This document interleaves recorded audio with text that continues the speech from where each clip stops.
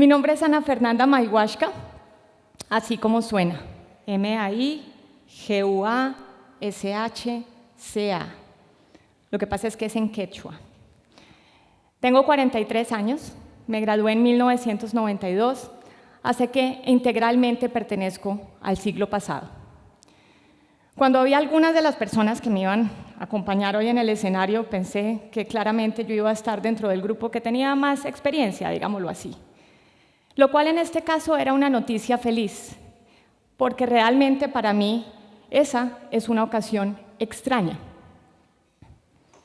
Yo soy miembro de la Junta Directiva del Banco de la República, y digamos que este es un cargo que típicamente ha sido ocupado por señores mayores, aunque tengo que confesar que algunos más por su apariencia que por la cédula, y donde yo me gano sistemáticamente miradas de desconfianza respecto de la pertinencia de una mujer joven que se ve un poco más joven de lo que es en este, que a veces llaman un club de sabios. Soy la segunda mujer en llegar a la Junta Directiva. La primera fue la doctora María Mercedes Cuellar, que cuando llegó además ya era una persona muy importante en la vida económica nacional. No soy la persona más joven en haber llegado a este cargo, soy el miembro más joven en ocuparlo hoy, pero de lo que sí estoy segura es que soy a la única miembro de junta que típicamente le preguntan cosas como, oye, ¿y tú para qué codirector trabajas? Esa pregunta me la hacen no solo porque yo no sea tan famosa como alguno de mis colegas, sino porque hay algo en mí que no encaja en la idea que estas personas tienen de cómo se ve un miembro de la Junta Directiva. Una amiga mía dice que el prejuicio ahorra tiempo. Y es verdad, porque como viene antes del juicio, pues imagínense si nos quedáramos ahí todo el tiempo que nos ahorraríamos. Y lo que está operando en la mente de estas personas, pues es exactamente eso, un prejuicio. Lo cual en realidad no tiene nada de malo, todos los tenemos, pero en realidad sí nos impide muchas veces aprender cosas nuevas. Así que la historia que he venido a contarles hoy, la de mi vida, o el aspecto que me pareció quizás interesante, es precisamente ese, el de cómo romper con prejuicios, vencer estereotipos, los míos propios en muchos casos, los de otros, y hoy en día, activamente, muchos que se encuentran presentes en la sociedad que vivimos. Yo nací en Cali en 1974. Entré a este colegio cuando tenía 4 años, me adelanté, eso era una sorpresa, aunque ya les dije que entré. Pero lo cierto es que mi ingreso no fue tan sencillo. Aparentemente, contaba mi mamá, pusieron alguna condición cuando yo iba a entrar. Mi mamá no era muy precisa en esta información porque ella solamente se acuerda que se puso muy brava cuando le dijeron que iba a haber algún condicionamiento. Y pues bueno, eran otras épocas, sí se puso muy brava, y ahí viene la sorpresa, Class of 1992. Ahora, decía mi mamá, y ella ya murió, así que esta historia no la podemos confirmar, porque si era brava en vida, no voy a ser yo quien estorbe su descanso eterno, que la razón por la cual no me dejaron o pusieron alguna reparo en mi ingreso en el colegio fue por mi timidez, y yo les encuentro toda la razón. Porque lo cierto es que para ese entonces, cuando yo tenía 4 años, creo que los diálogos más extensos que había sostenido habían ocurrido dentro de mi cabeza o con mi perro. Mi hermano, que me lleva 4 años y aparece ahí con otro de mis perros, pues en ese momento parece que no le parecía tan interesante hablar conmigo, pegarme sí. Yo vivía en Pance, pero esto era 1978, es decir, que yo estaba fundamentalmente rodeada de especies animales o vegetales. Así que, pues bueno, de ahí mi timidez, probablemente. ¿Por qué se enojó entonces mi mamá? Pues aparentemente a ella le parecía bastante obvia que era precisamente por esa timidez que yo necesitaba entrar al colegio. Ella nunca me dijo que hubiese algo raro conmigo por hablarle al perro, porque el perro no me contestaba, ese sí no tenía nada de raro. Pero lo cierto es que estaba convencida que para ese miedo mío de estar rodeada de gente, pues lo más importante que podía hacer por mí era rodearme de gente. Así que un poco tarde, ya entrados los primeros días del inicio de clases, pues caminé, creo que no venía al colegio desde que me gradué, exactamente por ese mismo camino.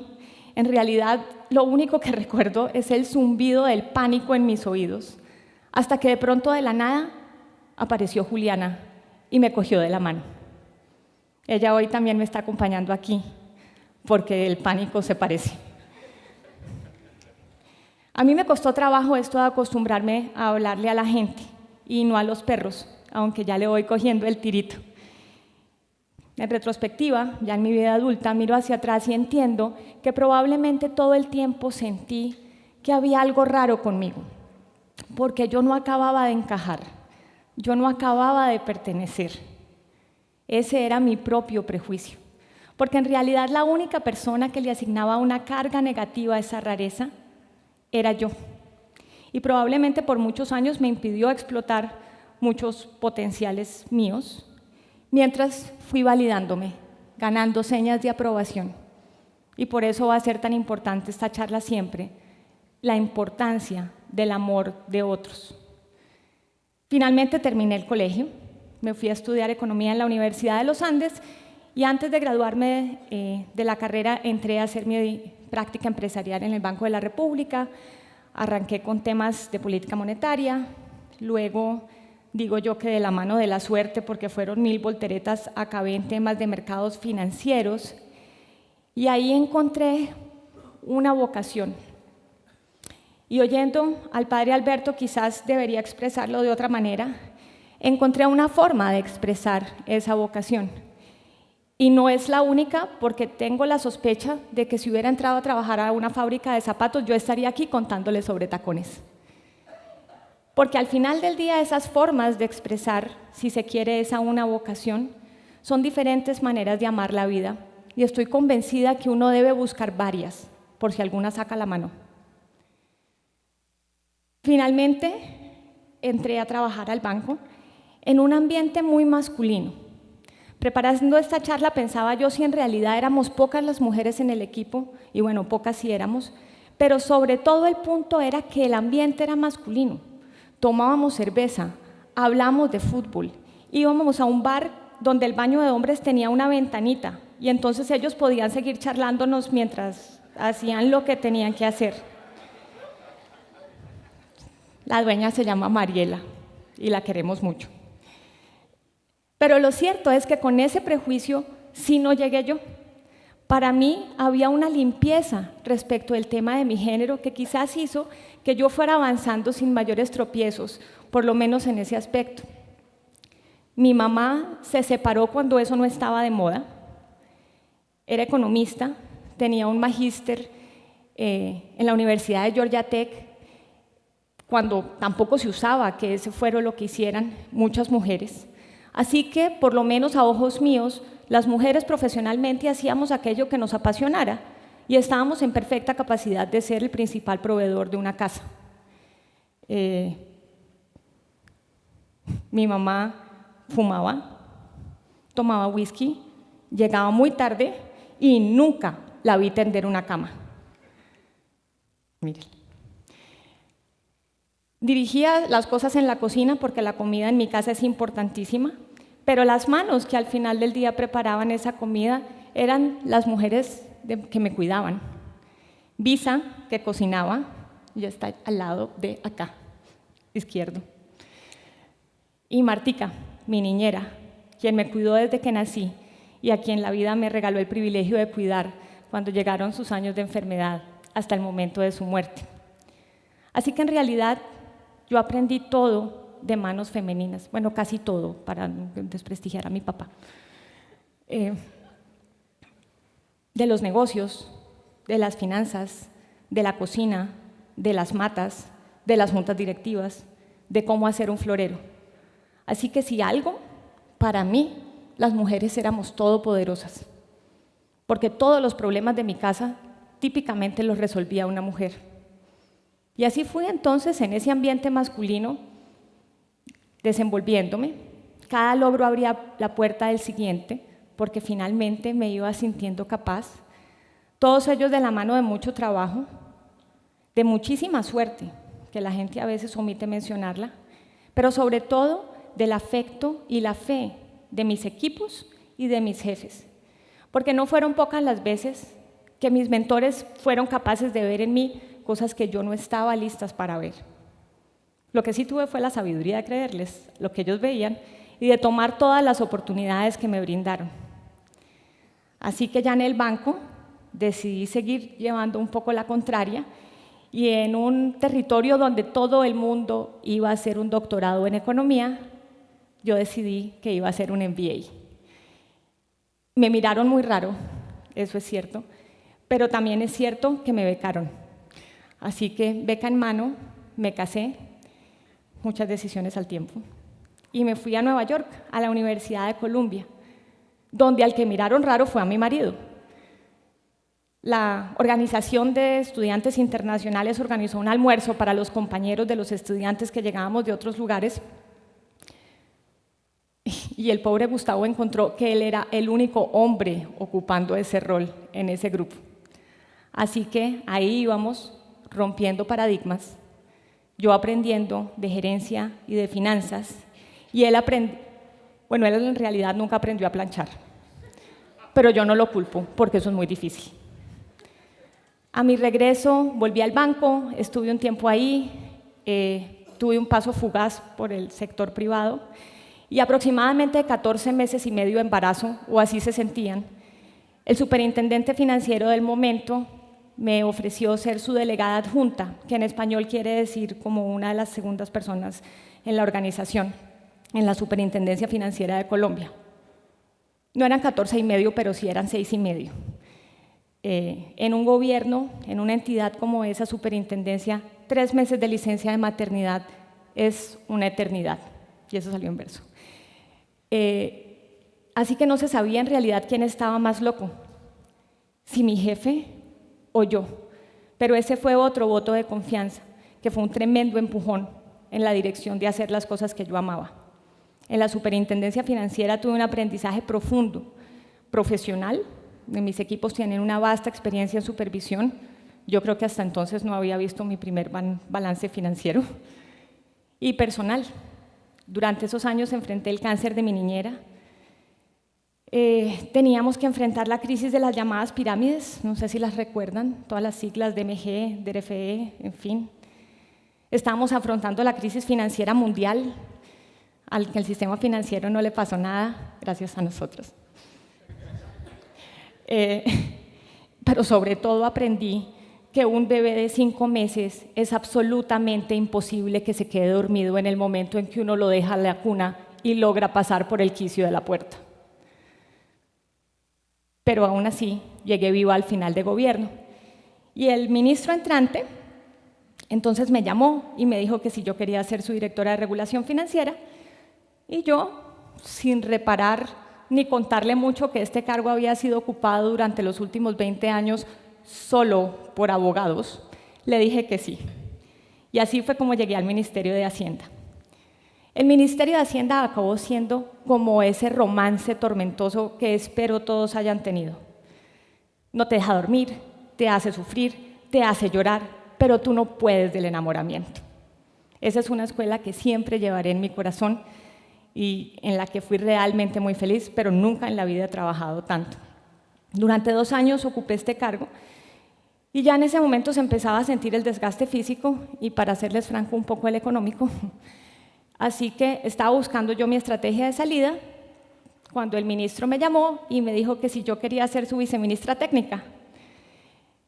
Era menos sueldo, porque así pasan los ministerios, muchísimo más trabajo, así que ¿cómo decirle que no? Fui viceministra por 1 año largo. Lo que pasa es que eso en el Ministerio de Hacienda pasa como por debajo del agua. Tuve unas experiencias increíbles. Durante ese año, México nos invitó a ser parte de las reuniones del G20. Nosotros no llegamos sino a G24. Así que aprendí un montón de diplomacia económica internacional. También tuve a bien caerme en mis rodillas en frente de varios dignatarios del resto del mundo. Preparamos durante muchísimos meses una reforma tributaria estructural que iba a presentar el ministro Echeverry, solamente que él decidió retirarse antes de que lo hiciéramos. Y con el nuevo ministro, el ministro Cárdenas, decidimos presentar otra que aparentemente era menos ambiciosa. Aquí voy a entrar en algo de tecnicismos. Recortamos muchos de los aportes parafiscales que se hacen en Colombia y hoy en día, según algunos estudios técnicos, se demuestra que fuimos capaces de generar las condiciones para la creación de más de 600.000 empleos formales. Yo iba a decir que quizás a ustedes eso no les sonaba tan sexy, pero en realidad sí lo es. No dormí durante 3 meses. Mi hija, que a duras penas hablaba, ya empezaba a hablar de ponencia para primer debate y segundo debate. Mis equipos acampaban en mi sala. A mí me dio una gripe horrible y tuve que mostrarle la cola a un señor congresista que dijo que me iba a aplicar una inyección de penicilina. Ni me dolió ni me curó, así que yo creo que no era penicilina. Pero lo cierto es que nunca he tenido un equipo más maravilloso que liderar, ni un líder más comprometido que que se los presento. El responsable de esas tareas que a veces no se ven tan importantes, pero que en el fondo están y subyacen a esta nuestra vocación. Con esa credencial en la mano, me parecía que quizás yo tenía el suficiente armamento para presentarme como candidata a la Junta Directiva del Banco de la República, cargo que elige el presidente.